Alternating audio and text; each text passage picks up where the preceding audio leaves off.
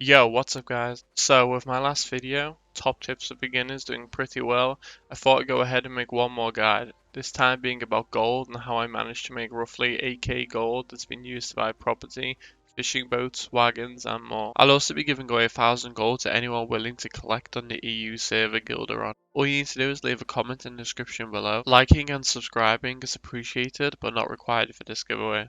So, with all that out the way, most of these tips will be casual friendly, and I'll be starting off with a new player in mind, slowly building up to more advanced tips and techniques that work with the current Unchained or any fresh start server in the future. So, starting off my journey in Archeage, I had a basic understanding of what I needed to yield per labour point, that roughly being 5 or more silver. Anything below that would be close to pouches, so wouldn't really be worth the time or effort. With that being said, let's get a few things out the way.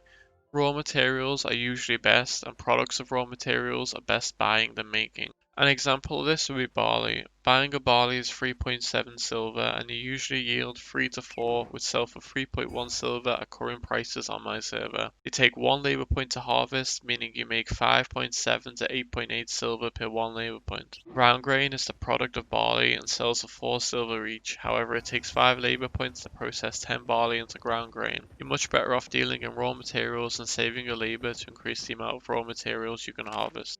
This is usually only proven wrong when you can request a product via the request board. An example being buying copper or silver ore or requesting someone to spend their labor to craft the bars. The request board is surprisingly effective and I use it constantly. Some of the items you can flip for profit using this board are copper and silver ores to ingots, worms and grains to chunk buckets, sport fishing lures, polish and pigments, handicraft yarn, and queen bee taming nets. The list goes on, but these are the ones I've used personally, and it usually takes a couple hours for somebody to complete your request. One last tip before moving on would be to try and always sell substantial gold yielding products via the trade chat. The auction house charges a 10% sales fee, which is overly high and really adds up fast. I also want to remind any new players that you have access to public farms, letting you plant up to 5 items that are protected. You should remember to visit and harvest your public farms as often as possible. Livestock will eventually become public property unless you're butchering it, so keep that in mind. So, with my basic labour knowledge, I started to test out crops that were cheap to buy and cheap to harvest. The most profitable early game for me was actually barley. I know a lot of guildies of mine went with cotton. I just went through the calculations for barley, so I won't repeat them, but the basic process was I found an empty mountain, planted about 200 barley at a time, waited for them to harvest and repeated. The growth cycle is short, so you don't have to wait too long to start profiting from this. However, it's extremely mind-numbing and you'll want to move on as soon as possible. Another tip for fresh servers is to grow cactus and thistle. They're required to progress in the story from Hazard to Diamond Shores, and as they have a 5-hour growth cycle, it'll be something everybody is willing to buy right off the auction house. If your server has been live for a couple of weeks, then consider checking the prices of narcissus, azalea, corn, poppy, clover, and rice. These crops are used to craft polishes and will remain relevant for a long period of time. You can also grow pumpkin, which alongside clover is used to make combined feed. Clover can also be used to make livestock supplement. To do this, you require a farmer's workstation, which comes free in the improved scarecrow farm that I covered in my last video. Another thing to consider is crafting the queen bee taming nets and using them to catch queen bees. When I first started doing this, they sold for around 20 gold each. As of right now, they're selling for 10 gold each. You can also request the production of the net, saving you the labor. After making a significant amount of gold for an early game player, I moved on to planting cedars. Now, due to their long growth cycle, it's very possible you'll have multiple people to contest your harvest. You should be setting an alarm for about 15 minutes before they're ready to cut.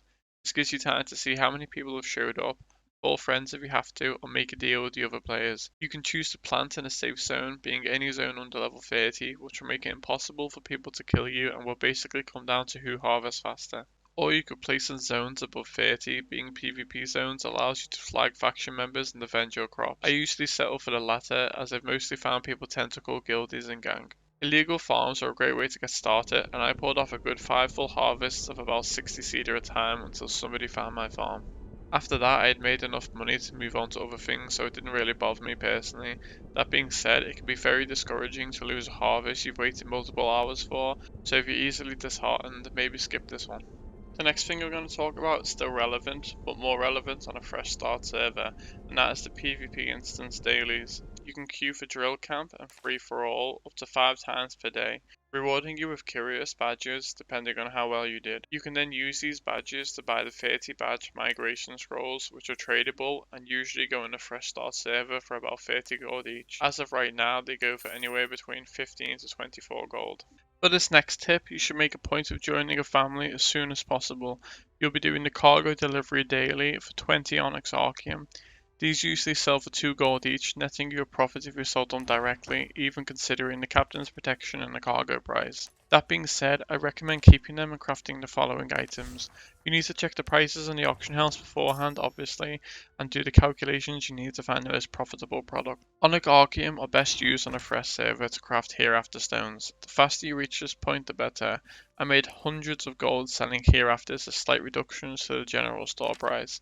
I'd recommend doing callouts on trade chat as well, because many new players don't know these are craftable and will continue to buy from the general merchant. These prices will eventually drop. This will take a couple of days at least, so by this point you should have made a substantial amount of gold. The next items on the list are significant even now, but during a fresh start server you'll be keeping them, and those items being opaque polish, small seed oil, and small root pigment. You'll be using these items alongside a blue salt bond to craft a pack that usually yields 85 to 97 gold on a fresh start server, depending on how many people have reached this point. These gold prices will last a couple of days at least, so I highly recommend dumping all labor into these packs. To get these bonds, you'll be seeking out iron ingot dailies, and you'll usually be able to buy them straight off the auction house and still make a profit from the quest completion rewards, which range from 3 gold to 12 gold. You'll be aiming at 2 to 3 bonds a day to allow you to dump labor. As West Faction, the iron ingot dailies are Dewstone Community Centre, Cinderstone Community Centre, and Irian Community Centre. As of right now, the prices are around the 50 gold region and are a waste of time and labour, but it's always good to know in case a fresh start server opens up. To talk about more profitable ways to use Onyx at the current time of making this video would be to sell the free items directly. Opaque polish and the others usually sell for 8 to 10 gold each. You can also sell the 2 products of these, being the sturdy ingot and the fine lumber.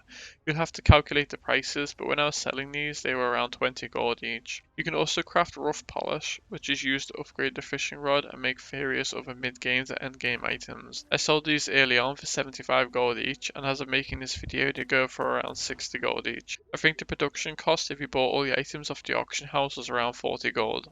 Now for this part of the video, I want to talk about a method that's very RNG based and honestly not worth doing unless you have a very limited amount of time, that being mining. As of right now, people are spending all the money they have buying Archeage ingots off the auction house so they can craft their fishing boats. These ingots are going for 35 gold each as I'm making this video, and that's 3 days after a 14 labour pot compensation was given out. The reason I wouldn't recommend this is because mining burns labour very fast and Archeage ore has a very low proc chance. However, if you're struggling to burn labour and need to make money, this is a possible method while the prices remain high.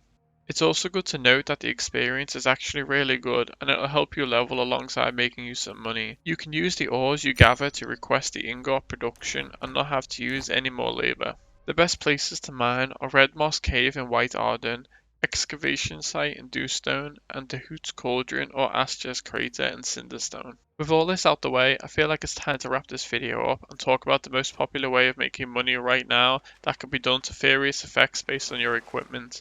That method obviously being sport fishing. You can sport fish at any level of proficiency and the money is fantastic. You're only required to have a basic fishing rod and a sport fishing lure to start sport fishing. It can be done in fishing raids to increase safety and to have a way to travel to and from stalls without a boat, which is fantastic for new players to take advantage of. It scales very well in the sense of fishing boat and upgradable rods.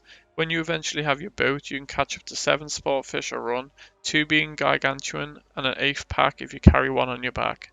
These fish range from 8 to 30 gold each, making an average run of fishing around 80 gold a trip, which usually takes about 30 minutes. With all this out the way, it's time to end the video.